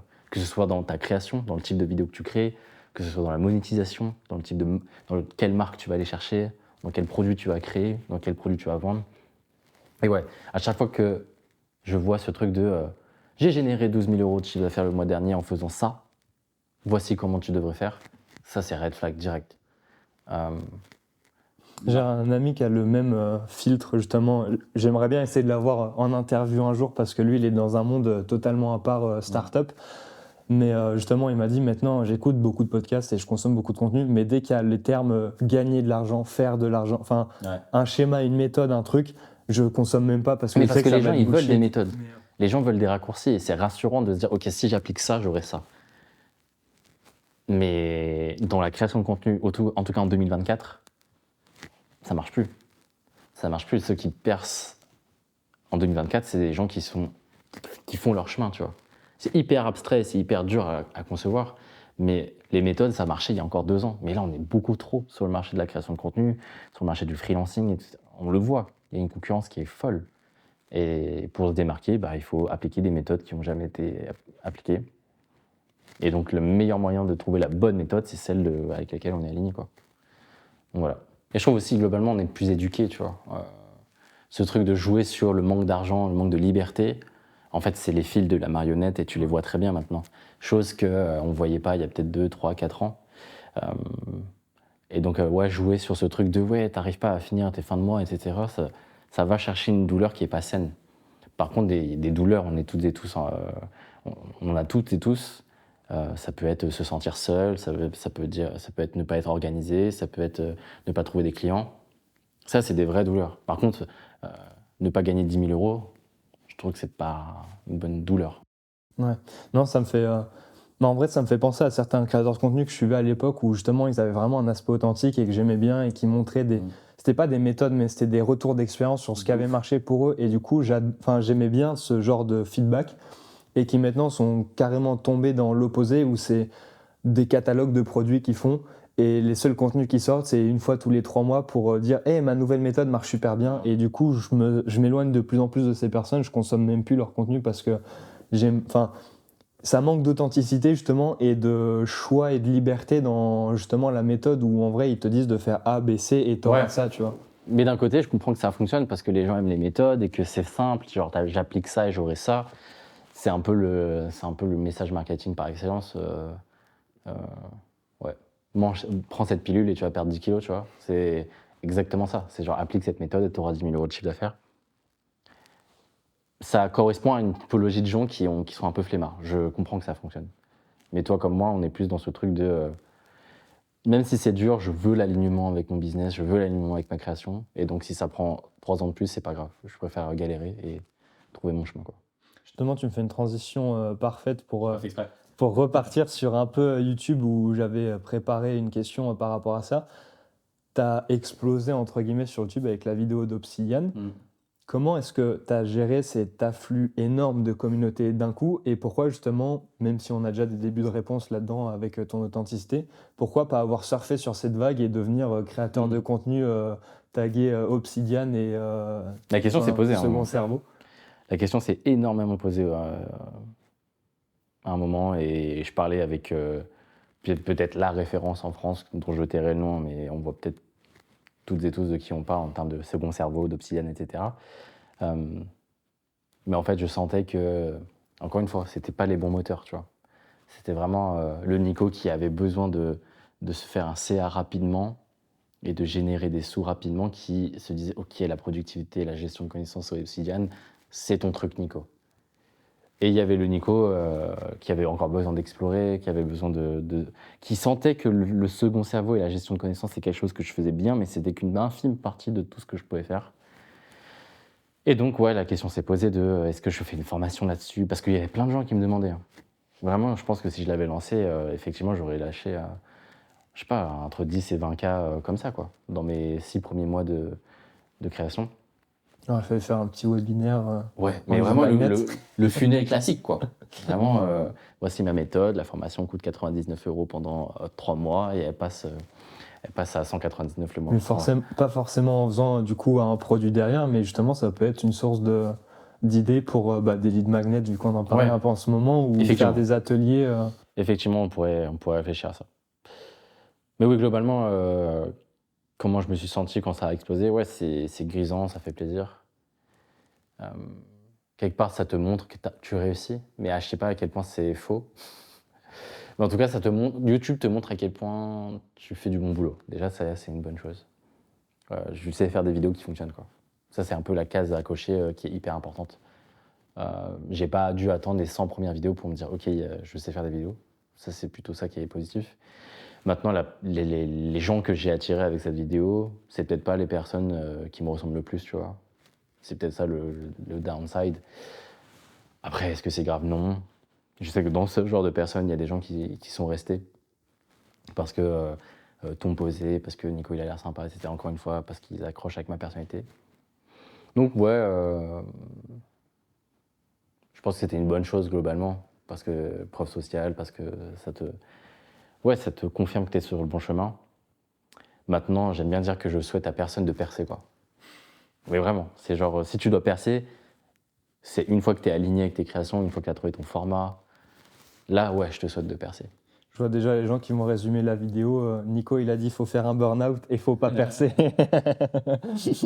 Limite, ça peut être ça, hein. Ça peut être ça, mais je sais pas à quel point ça transpire dans l'épisode, mais cette quête de soi et cette vie intentionnelle, elle est bien plus importante que rapidement trouver une audience, construire une communauté, tout ça. Ça vient après, ça. Ouais, je pense, c'est de base la quête de tout être humain, entre guillemets. C'est pas forcément dire il y a un chemin qui est mauvais et un qui est bon, genre, vu que c'est ce qu'on disait, enfin, c'est un peu ce qu'on voulait faire entendre avec ce podcast où tu as quitté le salariat parce que pour toi, entre guillemets, c'est ton démon et t'as pas envie d'y retourner. Mais le vrai démon, entre guillemets, c'est pas l'entrepreneuriat ou le salariat ou le milieu associatif, c'est vraiment en fait, ne pas choisir, justement, ne pas savoir qui on est et prendre une vie par défaut et genre suivre cette vie sans intention et juste parce qu'on nous a dit que. Ouais. Et je pense qu'il y a plein de personnes qui peuvent se retrouver parfaitement et être totalement à l'aise dans le salariat comme dans le milieu associatif et pas du tout dans l'entrepreneuriat. Ouais. Et c'est quelque chose qui est important à souligner et à répéter pour le dire aux gens, justement. C'est ce qu'on a vu avec Christine Urbès dans le premier épisode. Elle accompagne principalement les gens à entreprendre, donc des gens qui viennent chez elle et elle fait des bilans personnels pour les aider à structurer leur projet. Et elle m'a dit, des fois, j'ai un pourcentage énorme de gens qui viennent me voir, qui ont fait un burn-out dans le salariat et qui veulent devenir entrepreneurs. Et en final, quand je fais le bilan de compétences et ce qu'ils font, en fait, le milieu entrepreneurial, ça leur va pas du tout. Et c'est juste qu'ils étaient dans la mauvaise boîte et ils s'épanouissent pleinement maintenant dans leur nouveau CDI. Complètement. Ça, je vois très bien l'archétype de personne, quoi. Mais oui, les deux mondes n'ont pas à s'opposer, au contraire. Et tu vois, ça me fait penser à ce genre de contenu sur lequel je tombe des fois. C'est vraiment le truc qui font opposition en mode t'as vu ces gens-là qui finissent à 17h tous les jours, qui passent peu de temps avec leur famille et tout. Moi, en gars, je suis en freelance, je passe du temps avec mes enfants. Mais pas du tout. En fait, on peut très bien être heureux dans ce 9 to 5, on peut très bien être heureux parce que tu as des vacances, parce que tu as un CE. Tu vois, il y a plein de. Ouais, je pense qu'un temps, j'ai vraiment diabolisé et détesté le salariat, mais de plus en plus, je me dis que en fait, c'est pas du tout le combat, quoi. On se trompe de combat. Ouais, non, la vraie morale et le vrai combat, je pense, c'est le fait de donner aux gens les clés de choisir d'eux-mêmes ce qu'ils veulent faire et pas de leur dire va là-dedans. Justement, éviter les méthodes. Du coup, vu qu'on parlait un peu de YouTube, justement, et je sais que toi, c'est quelque chose que tu as envie de mettre en avant et que tu aimes beaucoup, le storytelling. Qu'est-ce qui, pour toi, fait un bon storyteller, entre guillemets? Je sais qu'à l'époque, quand tu avais commencé, on en avait parlé un peu, il y avait une grosse vibe Léo Duff dans tes vidéos. Et moi, c'est comme ça que j'ai découvert. J'ai fait, j'aime bien un nouveau dans cette lignée. Maintenant, c'est ce que tu disais tout à l'heure, tu t'es séparé de ça pour être toi-même, entre guillemets. Ouais. Mais est-ce que tu as des conseils, justement, pour le storytelling, pour la vidéo ou pas forcément? Parce que je pense que c'est un truc qui peut s'appliquer partout, surtout dans le monde entrepreneurial, quand il faut pitcher un projet, quand il faut aller voir une banque. Ouais, il y a deux niveaux. Quand j'entends ta question, c'est vraiment le storytelling pur du contenu et le storytelling du storyteller, tu vois. Donc plus un truc de branding. Ouais. Maintenant, si ta question se pose sur le contenu, la première chose à avoir, c'est de l'intention, tu vois. C'est sortir de ce truc de je vais faire une liste de valeurs et plutôt raconter une histoire. Donc mettre de l'intention de comment je vais raconter ce que j'ai à raconter. Typiquement, j'ai envie de faire un top 5 des meilleures applications sur iPhone. Je dis des conneries, mais totales. Et au lieu de faire une liste, voilà, la première application, deuxième application, troisième application, c'est comment j'ai découvert ces applications, comment elles m'aident au quotidien, pourquoi, tu vois, enfin, et raconter comment tu les as découvertes, comment elles s'inscrivent dans ton quotidien, etc. Donc ça, c'est vraiment mettre de l'intention, c'est un peu le niveau 1 quoi, du storytelling. Et après, effectivement, si tu veux creuser, t'as le code dramatique, t'as la structure en 3 actes, t'as le voyage du héros, t'as plein d'arcs narratifs dans lesquels tu peux creuser et mettre tes plans, tes idées, etc. Mais je pense que la première chose à avoir en tête, c'est l'intention, quoi. C'est ne plus en fait, sortir de ce truc de je fais une liste, je fais une vidéo YouTube comme on en faisait il y a 3-4 ans. Et plutôt raconter un peu ton histoire, etc. Mais ça peut être un facecam, ça peut être tout simple. Hein. Moi, je raconte des histoires avec un micro et ça marche très bien. C'est juste que le storytelling permet aussi non seulement de délivrer ta valeur, mais aussi de connecter avec le créateur, quoi. Et donc ça, il faut vraiment avoir de l'intention sur ça. Je suis persuadé que le storytelling, et c'est ce que tu fais bien dans tes vidéos aussi, et qu'on voit aussi chez beaucoup d'Américains, enfin d'anglophones sur YouTube, pour moi, le storytelling, c'est la première brique d'une bonne vidéo, parce qu'on peut regarder des vidéos à la MrBeast, tu vois, tu as une belle courbe de rétention et tu la regardes jusqu'au bout, mais pour moi, c'est pas le storytelling qui fait ça, c'est le montage et la manière de dynamiser le Mais il y a truc. du storytelling dans le montage aussi. Mais du coup, pour moi, c'est plus des artifices en post-prod que tu fais ouais, pour rattraper, okay. Pour rattraper un manque de fond. Tu vois, c'est plus de la forme, alors que le storytelling, c'est vraiment le fond du truc qui fait que tu as un beau Tu vois, c'est comme en cuisine, tu peux avoir des produits éclatés. Si tu sais cuisiner, tu auras un bon plat. Si tu as des bons produits et que tu fais de la merde, bah, personne ne mange. Et si tu as les bons produits et une bonne recette, c'est une bonne analogie. t'as une belle vidéo, entre guillemets, tu vois. Ouais, c'est sûr que quand on entend storytelling, il y a beaucoup ce truc d'écriture. Et l'écriture, c'est un peu la base de ton contenu, que ce soit de la vidéo, des posts LinkedIn ou des reels ou que sais-je. L'écriture, c'est un peu la base. Et effectivement, si tu pars avec une écriture bien storytellée, la suite, ça enchaîne, quoi. Mais ouais, je vois ce truc d'artifice. Moi, on m'a beaucoup fait la remarque de ouais, le storytelling, c'est le truc à la mode, alors que c'est vieux comme le monde. Platon, Aristote utilisaient déjà ça pour faire des cours. De ouf. L'homme des cavernes aussi, sur les fresques, etc. Il y avait déjà le fait de raconter des histoires. Mais ouais, c'est pas un truc à la mode, c'est pas un artifice, c'est un truc à considérer de plus en plus. Ouais. Tu vois, c'est plus dans l'aspect-là que moi je considère le storytelling comme la base pour rebondir sur la deuxième partie de la question que tu disais. Parce que sur de la vidéo, tu as tous les artifices justement pour agrémenter le plat, entre guillemets, le rendre joli. Mais pour un profil plus entrepreneurial où il va pitcher un projet, à part faire des jeux de lumière sur scène, tu vois, et encore, ou pimper la voix dans le micro, il n'y a aucun autre artifice qui peut mettre en avant pour justement embellir le storytelling et faire que les gens l'écoutent jusqu'au bout, tu vois. Et donc là, c'est vraiment le storytelling à sa forme la plus brute, je pense. Et c'est dans le sens là où je dis c'est plus le fond qui fait que les gens écoutent. Et du coup, est-ce que toi, justement, tu as des conseils pour plus cette deuxième partie de question, le storytelling original, entre guillemets, on va dire, moins créateur de contenu vibes et plus entrepreneur, enfin pas forcément entrepreneur, parce que le storytelling, ça peut aussi être un repas de famille, raconter ce que tu as fait la veille ou cette semaine. Mais, C'est quand même vachement lié à la création de contenu, hein, quand j'y pense.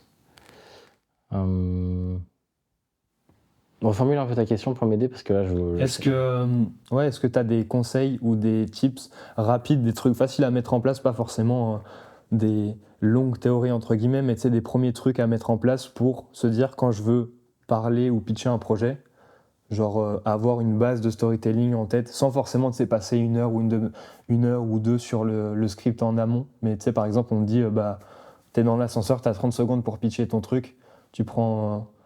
C'est hyper dur comme question. Ouais. Ouais. En fait, le storytelling est tellement empirique où, encore une fois, t'as pas de méthode toute faite. Mais comment un conseil pour améliorer son storytelling comme ça facilement? Je sais qu'avec ton événement que tu avais fait, François avait parlé, lui, de la structure en 3 actes. Oui. Tu vois, je sais que ça, c'est un truc que j'essaye d'appliquer. Bon, il y a un peu plus de préparation, mais sur des pitchs, vraiment travailler le 3 actes. C'est vrai que c'est tellement la base pour moi que Même quand tu as une histoire, tu vois, à raconter en vrai en 30 secondes dans l'ascenseur, tu dis, OK, la situation initiale, c'est ça, il faut que j'arrive là, il faut qu'entre, il y ait une péripétie qui explique le, tu vois. Et c'est un truc facile à mettre en place, entre guillemets. Bon, ça demande quand même un peu de réflexion, mais c'est pas non plus des heures de réflexion. Tu vois, en 1 minute ou 2, tu peux avoir ton schéma pour pitcher 30 secondes. Mais est-ce que tu as d'autres trucs un peu dans ce style? Je pense que le storytelling aussi, il faut pas oublier que c'est un vecteur d'émotion. Et donc réfléchir à comment le receveur, l'audience, se sentira après avoir écouté l'histoire, c'est hyper important d'avoir de base. Donc moi, j'aime bien dire on commence par la fin. Effectivement, il y a ce truc de transformation qui est un peu la base du storytelling, c'est exposition, résolution, et en même temps, au milieu, il y a péripétie, quoi. Et réfléchir à comment la personne se sent, inspirée, triste, en colère, joyeuse, bah, c'est hyper important. Donc, ouais, réfléchir à la transformation, ça c'est sûr, en amont. Où est-ce qu'est mon viewer, mon public, avant mon histoire? Où est-ce que je veux l'emmener? Donc, point A, point B. Et comment je veux le faire sortir? Ça, c'est un peu la base, avant de pitcher, créer quoi que ce soit, quoi. Okay, je sais pas si ça répond. En vrai, si, c'est déjà des bons conseils et justement, bon, c'est des conseils à appliquer qui prennent un peu plus de temps que du taf. Mais oui, parce que en fonction du sujet, en fonction du sujet du domaine, storytelling, c'est ça qui est beau, c'est que ça s'applique différemment selon plein de facteurs, quoi. Justement, en disant différemment, je voulais faire une transition sur la prochaine partie, le documentaire du défi brique. Tu parlais de transmettre des émotions, de storytelling, c'est large, ça peut prendre différentes manières. Déjà, qu'est-ce que c'est que le projet du documentaire du défi brique? Tu peux le rappeler rapidement pour ceux qui nous écoutent. Et après, comment le projet était venu justement Ok. Le défi brique, c'est version 2023, du coup, c'est l'année dernière. C'était 21 jours pendant lesquels on devait créer du contenu tous les jours en ligne, en collectif. Et quand je dis collectif, c'était 6000 créateurs, créatrices sur Internet. Donc pendant le mois de mars, on avait fait ça. Tout le monde créait sur Instagram, sur LinkedIn, sur YouTube, pour les plus fous, des articles de blog, bref. L'idée, c'était juste de créer, publier, pour passer ses peurs, pour être dans l'action, tu vois. Donc tu mets une brique à chaque fois, c'est un peu ça le principe. Et donc pour aller plus loin, les fondateurs, donc Kylian et Valentin, ont décidé de partir en tour de France, dans 10 villes, avec un van, pour aller expliquer et faire un peu un after show du défi brique en ligne pour se voir en vrai. Et donc moi je les ai suivis avec ma caméra pour faire un documentaire et pour raconter un peu leur histoire. Et plus que leur histoire, en fait, j'ai raconté mon histoire au sein de l'équipe du défi brique. Et voilà, c'est un peu ça le topo. C'est le credo que j'ai pris, c'est comment faire du contenu remarquable en partant de zéro. C'est vraiment une histoire autour de comment désacraliser la création aussi, tu vois. Comment la rendre plus accessible et en fait s'appuyer sur des principes, des piliers, des fondamentaux hyper puissants pour ensuite créer du bon contenu. Voilà, tout ça, c'est dans mon documentaire. Et du coup, le projet t'est venu comment, entre guillemets? Ah oui, c'est vrai, je vais te répondre de ça. Moi, Kylian, je le connais depuis avril 2021 parce que j'ai rejoint sa communauté en ligne avant même de démissionner et tout. Donc peut-être que ça part de là, tu vois, quelque part. Parce que je me suis entouré d'abord avant de me lancer. Et donc très vite, c'est devenu un mentor dans un premier temps, mais aussi un ami. Je l'ai beaucoup saoulé avec mes questions, etc. Et je sais que son travail inspire beaucoup de mien. Et en fait, aujourd'hui, on se parle quasiment tous les jours de tout et de rien. Et en fait, c'était assez évident quand il m'a dit qu'il cherchait un vidéaste pour documenter un peu son parcours dans le Tour de France. Encore une fois, j'avais pas trop de concurrence, tu vois. Ils me l'ont dit clairement, c'est soit toi, et niveau budget, ça passe ou ça passe pas, soit on prend personne. Et voilà, c'est venu, en fait, encore une fois, alignement des planètes. En fait, la vidéo, tout le monde aurait pu faire une vidéo, tu vois. Mais faire un documentaire où je raconte mon histoire à moi, il y avait personne d'autre. Je viens de toucher le micro, désolé. Et du coup, sur ce documentaire, parce que ça devait être un exercice relativement compliqué, en plus pour un premier déjà à suivre sur une période de temps aussi longue, est-ce que tu as rencontré des difficultés? Et si oui, comment tu les as surpassées ou pas du tout? Il y a plein de choses. Il y a plein de choses. Déjà, en amont, j'ai beaucoup préparé. Et ça, c'est une bonne chose. Déjà, bien préparer son documentaire, c'est la base. Sur le tournage, en fait, c'était tellement chaotique. T'imagines bien 10 jours, 10 villes. Il y a la fatigue qui s'installe, la batterie sociale qui s'épuise tous les jours parce qu'on rencontre plein de gens. Et c'est là-bas que je t'ai rencontré à Strasbourg. En fait, embrasser le chaos, c'est bien. Mais forcément, il faut accepter que ton travail il est impacté, quoi. Et donc, toutes les images que j'imaginais, genre dans le quotidien, tu vois, avant de dormir, j'imaginais des trucs comme ça pour qu'il y ait vraiment les coulisses, quoi. En fait, elles sont pas là parce qu'en fait, tu finis à 1h du mat, t'es crevé, tu manges un McDo à 2h. Enfin, c'était chaotique. Et donc, au niveau du tournage, en fait, je pouvais pas faire mieux, quoi. Entre la fatigue et tout. Enfin, faut bien se rendre compte que c'est pas une mission où tu commences à 9h, tu finis à 17. C'est genre, tu filmes tout le temps, du réveil jusqu'au sommeil. Donc ça, difficulté au niveau du tournage. Et le plus dur, c'était le montage. C'est parce que moi, je suis parti en voyage de noces juste après. Et en fait, il y a eu une grosse coupure et en même temps, je savais pas quoi faire de tous ces rushs. Parce que j'imaginais effectivement un arc narratif et un storytelling donné. Mais en même temps, j'avais trop de rush, je savais pas quoi faire. Et donc, c'est beaucoup d'itérations. L'erreur que j'ai faite, c'est que j'ai laissé beaucoup de temps entre mes séances de montage, tu vois, pour essayer d'avoir des nouvelles idées, etc. Mais en même temps, ça marche pas, il faut provoquer aussi ce travail. J'aurais dû en parler plus avec Kylian et Valentin, parce que finalement, c'était mes clients, je voulais pas les décevoir, mais en même temps, c'était mon premier, donc il fallait jouer à fond la carte du feedback. Donc bon, plein d'erreurs comme ça. La grosse erreur que j'ai faite, c'est la V1. Toi, tu l'as pas vu, mais c'était une version du documentaire où je parlais pas de moi du tout. Je parlais plus de Kylian et Valentin. Et quand ils ont vu la V1, ils se sont dit, mais en fait, on te voit jamais. Et c'est là où j'ai eu l'idée de la voix off, etc. Et de m'impliquer et de faire plus une histoire de Nico au sein du Défibrique plutôt qu'une histoire sur le Défibrique. Et donc, il y a toute une difficulté autour de prendre sa place, tu vois, en tant que conteur, en tant que storyteller, en tant que réalisateur, qui n'est pas évidente. Ça m'a mis du temps à prendre cette place, mais une fois que j'ai pris cette place, je trouve que le documentaire a pris une autre dimension et je suis trop fier de mon travail, quoi. C'est presque une sorte de vlog, entre guillemets, parce que c'est ton point de vue qu'on voit dans... Et ça, tu vois, si je l'avais intuité et assumé dès le début, bah, peut-être que j'aurais eu des plans où on me voit, où je ferais passer de l'autre côté de la caméra, tu vois. Mais bon, c'est en faisant qu'on apprend. Du coup, tu as appris pas mal de choses. Est-ce que le fait de travailler et de faire des rushs et du montage rapidement dans un van serré avec plein de gens, ça t'a appris d'autres choses sur toi et sur ton travail ou c'est... Franchement, c'est un accélérateur. Je ne pensais pas être aussi bon en montage avant d'être comme ça, vraiment sur un 13 pouces. Enfin, c'était vraiment difficile. En plus, les mots de tête et tout, enfin, je te le raconte pas. En voiture, c'était horrible de faire du montage. Donc ouais, forcément, quand tu te mets mal, en fait, ouais, quand tu te mets mal comme ça, t'apprends plein de choses. Qu'est-ce que ça m'a appris? Ça m'a appris aussi à travailler en équipe parce que j'étais avec Steven, qui est l'alternant de Kylian, qui m'aidait sur la réalisation. Et en gros, il n'y avait pas que le documentaire à faire, il y avait aussi des reels à faire tous les jours. Et c'est ça, en fait, dont je parle, et qu'il fallait que je monte tous les jours avec Steven. Et en fait, il y avait ce travail où on n'avait pas la même direction artistique, on n'avait pas les mêmes sujets. Moi, j'étais bien meilleur en storytelling, lui était bien meilleur dans le concept, dans l'idée, tu vois.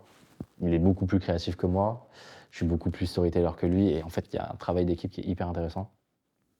Donc ouais, ça apprend plein de choses, vraiment. C'est super intéressant de voir justement ça, ce parcours et le fait de réussir à embraser jongler avec le chaos et en même temps cet inconfort pour apprendre des trucs et pas s'être dit dès le début non c'est bon c'est mort parce qu'en plus c'était un projet client entre guillemets même si c'est des amis donc t'es obligé d'aller dedans Ouais, puis si tu peux facilement te laisser impressionner en mode c'est deux entrepreneurs qui ont de la bouteille, il y a des sponsors derrière, il y a 6000 personnes qui vont le voir potentiellement, il y a plein de trucs comme ça en tête, mais c'est aussi un projet entre potes. T'as appris plein de choses avec le documentaire. Là, je voulais rebondir un peu plus sur la partie youtubeur parce que maintenant, ça fait quelques mois que le documentaire est sorti et le lien sera dans la description s'il y en a toujours qui veulent aller le voir. Et mettez un like au passage pour soutenir son travail. Mais ça fait déjà quelques mois du coup que le documentaire est sorti et que tu es redevenu youtubeur entre guillemets. Récemment, tu as fait un déménagement pour avoir la fibre en plus, donc je pense que ça aide. Mais tu as aussi une perte de régularité entre guillemets dans la publication des vidéos. Est-ce que c'est quelque chose que tu as eu du mal à concevoir ou à te dire je vais faire une pause? Comment tu as réussi à prendre ce recul et dire parce que je pense que c'est... il y a beaucoup de youtubeurs qui sont déjà obsédés par les chiffres, les stats, mais aussi la régularité où ils publient tout le temps pour publier parce qu'il faut être présent et cette peur d'être oublié justement par les viewers. Est-ce que toi, c'est quelque chose que tu avais? Et est-ce qu'à ton retour, c'était pareil, entre guillemets, ou il y a quand même une courbe à reprendre un Quand je peu dis retour, c'était... Ton retour régulier sur YouTube, où maintenant tu publies toutes les semaines, je crois. Ouais, en gros, fin d'année dernière, je me faisais le constat que j'avais publié 27 vidéos sur l'année, ce qui est très bien. Sauf que j'alternais des périodes où je publiais toutes les semaines versus des périodes où je publiais je publiais rien pendant 3 mois. Euh, Ce que ça m'a appris, c'est que j'étais pas assez professionnel avec ma création, tu vois. Et je voulais me prouver que je devais et je pouvais être professionnel. C'est-à-dire que je ne crée pas que quand l'envie me prend, même si j'adore ça. En fait, j'ai envie de me forcer, j'aime pas ce mot, mais c'est un peu ça, c'est poser mes fesses et écrire un script et publier, dans tous les cas. C'est pour ça que je suis assez obsédé par la régularité en ce moment. Je sais pas si c'est bien, mais je peux savoir que si je le fais. Et donc c'est pour ça que moi je fonctionne en plan de 90 jours, et donc pendant 90 jours je me disais ok, focus, et on verra bien ce que ça donne. Là on arrive à la fin du mois de mars, je vais faire un bilan, je vais me dire ok, à quel point je continue ou pas. Ça c'est pour le point régularité. Après tu veux peut-être parler de stats, c'est ça?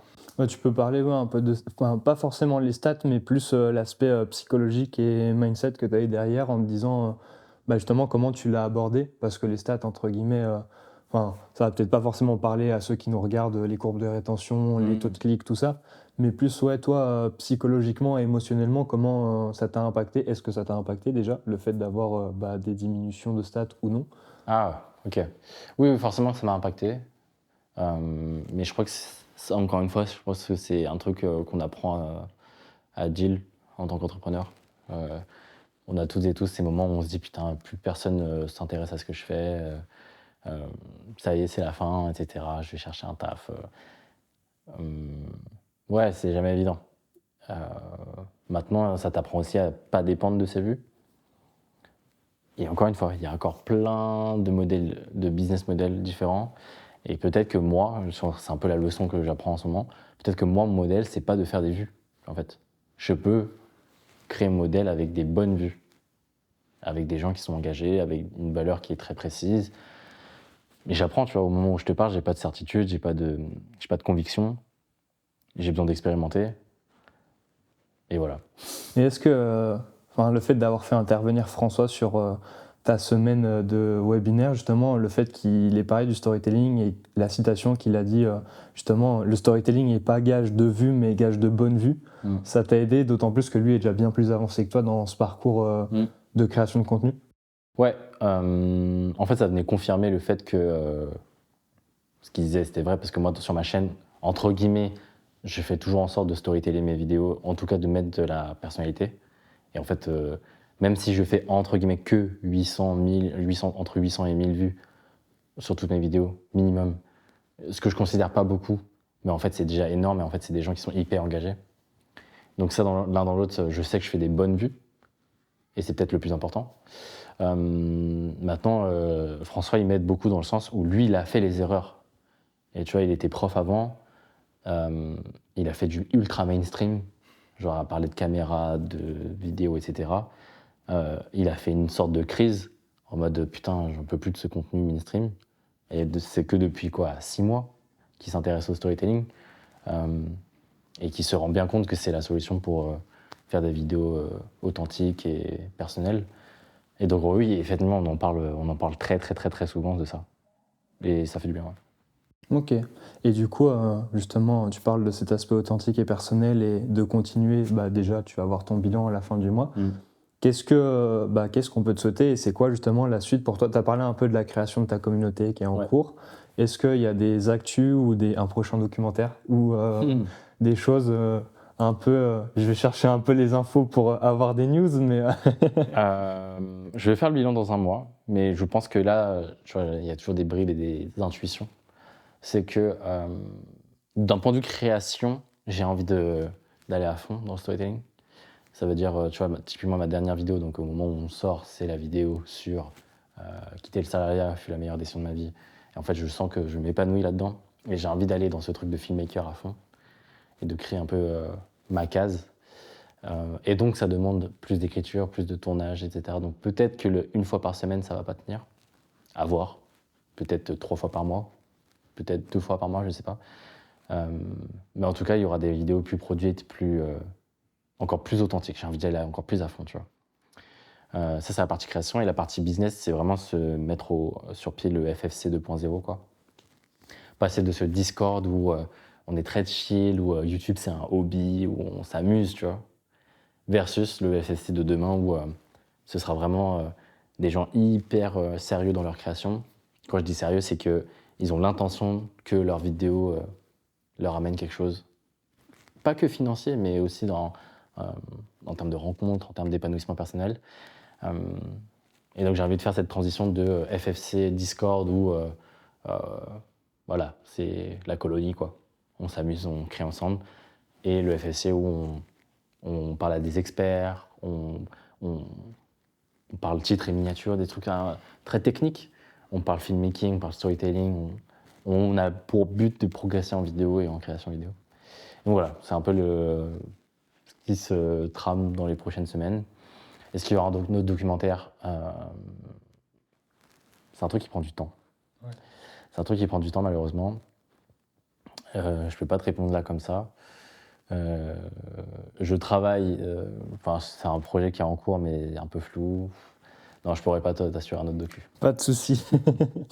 J'ai une dernière question pour finir sur cette partie, avant d'entamer un mini-jeu et les questions de fin. J'ai vu sur Instagram que tu as mis en story il n'y a pas longtemps. Alors, c'est une question qui est beaucoup moins entrepreneuriale et tout ce qu'on a pu faire avant.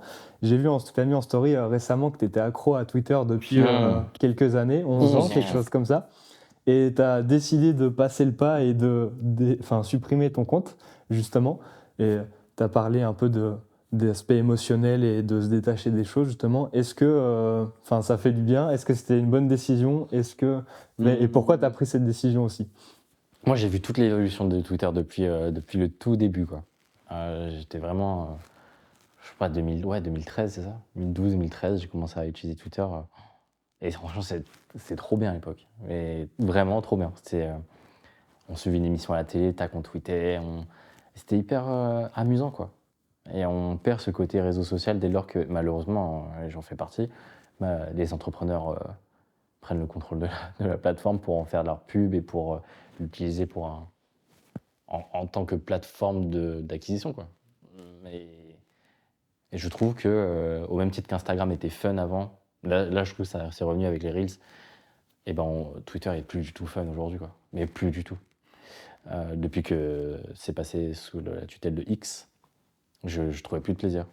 Et en fait, j'avais mes habitudes, tu vois, c'était parler de basket, rigoler avec des potes, mais aussi apprendre auprès d'autres entrepreneurs. Enfin, il y a ce côté connaissance et fun qui je retrouve plus du tout sur Twitter. Et du coup, j'ai décidé de désinstaller l'appli il y a une semaine. Ça me manque pas forcément. Et la vie continue, quoi. Donc voilà. Donc tu dis que la vie sans Twitter est possible. Est possible déjà. Je sais pas, j'ai jamais installé l'application, donc c'est pour ça que Non, mais que ce soit Twitter ou une autre appli à laquelle tu es accro, en fait, tu te rends bien compte que c'est futile, quoi.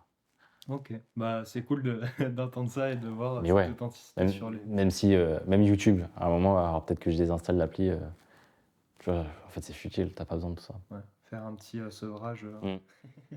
Merci pour cette réponse, on va passer à la suite des questions. Du coup, on va passer à l'autre partie, donc l'interview inversée. Donc, avant de continuer, n'oubliez pas de laisser 5 étoiles sur Spotify ou Apple Podcast et de liker la vidéo pour ceux qui nous regardent sur YouTube. Ça va permettre de donner de la visibilité aux invités et au podcast. Vous pouvez aussi suivre le compte Instagram Crisis Podcast. Le lien est dans la description avec ceux de Nico pour suivre toutes les actus et ce qu'il fait. J'ai écrit quelques réponses que je vais te donner et du coup, le but pour toi, ça va être que tu me dises quelle serait la question justement pour toi à ces réponses. J'en ai écrit 4-5. Et l'idée, c'est justement de changer un peu de la phase de questions-réponses et d'inverser le rôle. J'ai une première question pour faire une sorte d'exemple, mais elle compte aussi dans le jeu. Je le fais tous les jours. Je le fais tous les jours, et donc il faut imaginer une question, c'est ça ? Faut que tu trouves la question que j'aurais pu te poser à laquelle tu aurais répondu ça. Après, ça peut être un truc bateau comme je me brosse les dents tous les jours ou comme un truc plus entrepreneurial. Est-ce que tu lis ? Est-ce que tu lis, ouais. Est-ce que tu lis ? Je le fais tous les jours. Très bonne réponse. Deuxième question, c'est mon plus grand rêve. Ouf. C'est mon plus grand rêve. Mon plus grand rêve, c'est quoi mon plus grand rêve? Bon, après, si c'est pas le plus grand, c'est pas non plus. Ouais, c'est un de mes rêves, mais.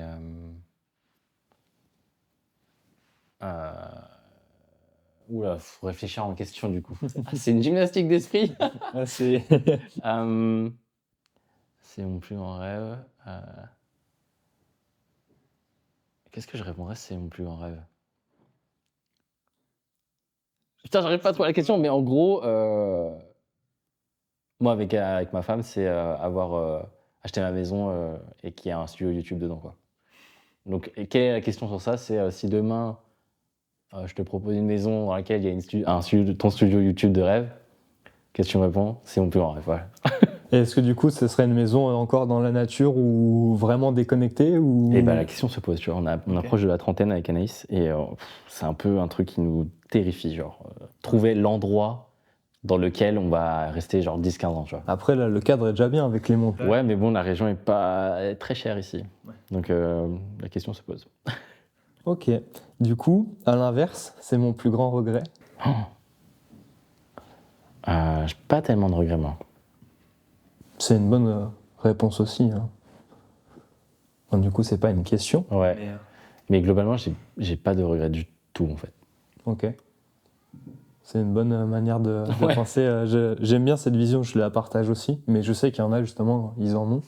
Donc je me dis ça peut quand même être intéressant de la poser, Ouais. mais je suis persuadé qu'il n'y a pas d'intérêt à avoir des regrets parce que tout ce qu'on peut considérer comme des regrets, c'est des apprentissages qui font qui on est aujourd'hui et là où on est.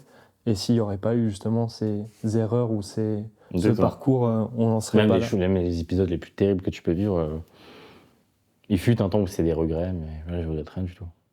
Très bien, très bonne réponse, même si ce n'est pas une question directe, mais l'avant-dernière réponse du coup, j'aurais aimé qu'on me pose cette question 5 ans en arrière. Alors, déjà, à se demander où est-ce qu'on était il y a 5 ans, qui on était aussi. 5 ans, 2019, ouais, j'étais en phase finale d'école d'ingé, quoi.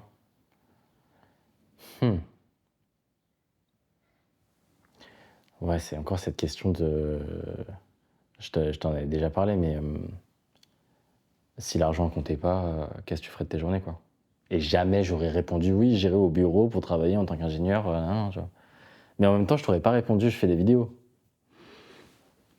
Mais encore une fois, ça rejoint un peu la question précédente, c'est l'histoire de regret. En fait, les questions, c'est très bien, mais il faut les poser au bon moment, tu vois, dans notre vie.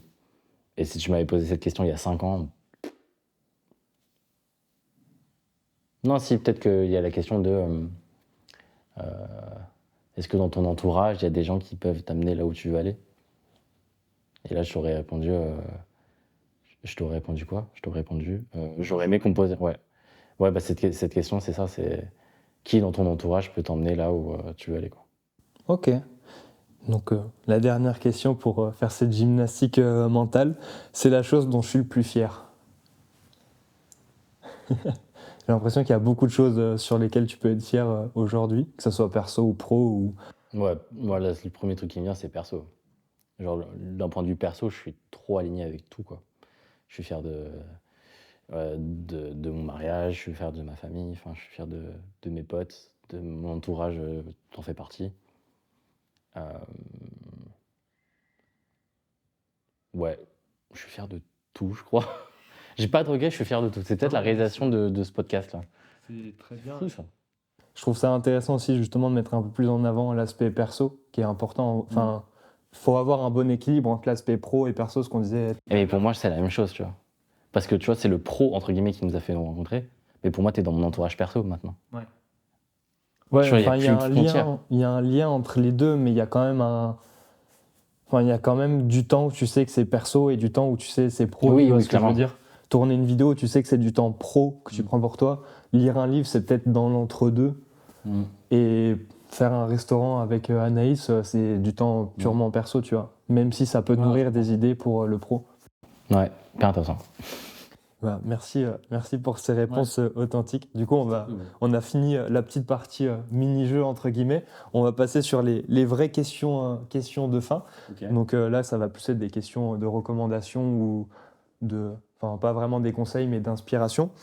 La première question, donc c'est celle de l'invité précédent, donc Baptiste Rouche, qui a écrit cool. une question pour toi dans un petit livre, et vous verrez pas non plus la question que Nico écrira pour le prochain invité, en espérant qu'il écrive une question différente que celle qu'il a écrite pour le premier. Et Baptiste a écrit « Est-ce que ta plus grande faiblesse est ta plus grande force ?» C'est quand même plus grande faiblesse. Et quand il a écrit cette question, dans ma tête, je me suis dit c'est intéressant de la poser à Nico justement parce qu'à un moment, enfin, je sais qu'en off, on parlait souvent aussi de l'aspect émotionnel et sensible des choses où Exactement. à une époque, tu pensais que c'était Exactement, je pense à ça, exactement. À quel point mon hypersensibilité a toujours été un fardeau avant mes 25-26 ans, quoi. Que ce soit sur les bancs de l'école où je pleurais en classe pour le moindre truc et on se moquait de moi. En réunion, je pleurais, tu vois. Enfin, vraiment, la honte, quoi. Genre l'ingénieur cadre qui a été recruté récemment, il fait que pleurer en réunion. Tu peux t'imaginer à quel point c'est difficile. Et puis même au jour le jour, enfin, tu sais, ça remet en question plein de choses, la sensibilité. Dans ton adolescence, ça remet en question ta masculinité, ta virilité, des choses comme ça. Et ouais, je suis une fontaine, tu vois. Je pleure pour rien, pour tout. Je pleure beaucoup. Et au-delà des pleurs, la sensibilité, c'est pas que les pleurs, c'est plein de situations où tu prends les choses pour toi, où t'es à deux doigts d'exploser. Et depuis que effectivement je suis entrepreneur, oui, c'est une force où je peux mettre ça dans mes vidéos, dans mes créations, je peux connecter avec des gens qui ont aussi cette sensibilité. Donc oui, ouais, non. Ma plus grande faiblesse et ma plus grande force. En tout cas, c'était ma faiblesse il y a encore 3 ans. C'est plus le cas aujourd'hui. J'ai souvent l'impression, et j'ai écouté un podcast il y a pas longtemps où la personne en parlait, je sais plus du tout qui c'était, et ça me perturbe de pas retrouver, mais justement qui disait que ses plus grandes qualités, c'était aussi ses plus grands défauts parce que ça dépend du prisme desquels tu les regardes. Je crois que ça devait être une interview de Philippe Etchebest justement où on lui disait quelles sont vos plus grandes qualités et après quels sont vos plus grands défauts, et il dit bah justement c'est la même chose mais en fonction des personnes. Et je trouve que c'est assez vrai, ça dépend aussi de dans quel endroit tu te trouves, tu vois.